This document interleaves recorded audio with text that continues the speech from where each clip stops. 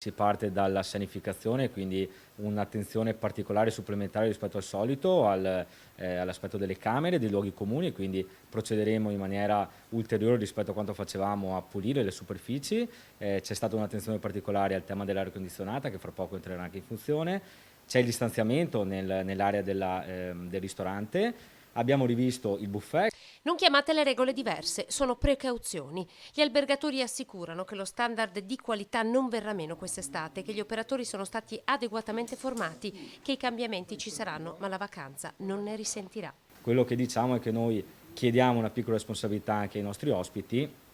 Da parte nostra cercheremo di offrire una vacanza che non sia un ricovero oppure un trascorrere qualche giorno in una struttura che assomiglia più a un carcere, ma cerchiamo di dare lo stesso standard di servizio, ovviamente con alcune misure che da entrambe le parti devono essere rispettate. Le spa all'interno degli alberghi saranno operative probabilmente a partire dal 15 di giugno. Nel vademecum per la fase 2 sono contenute tutte le modalità per accedere alle sale comuni, comprese le piscine.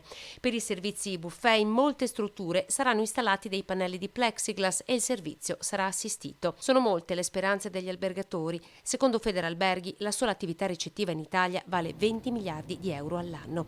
Il trimestre marzo, aprile e maggio è destinato a chiudersi con l'azzeramento dei ricavi, ma la ripartenza con il solo mercato italiano non basta. Vale circa il 50% delle presenze, ma genera soltanto il 30% dei ricavi. Abbiamo dato per scontato che maggio ormai è perso, giugno sarà un mese difficile, abbiamo però la prospettiva di lavorare luglio ed agosto con dei numeri che si possano avvicinare a quelli classici. Resta poi il fine stagione che, se il tempo ci aiuterà, nel mese di settembre, magari con il ritorno degli stranieri, potremo concludere in bellezza e salvare da un punto di vista economico e anche lavorativo la stagione.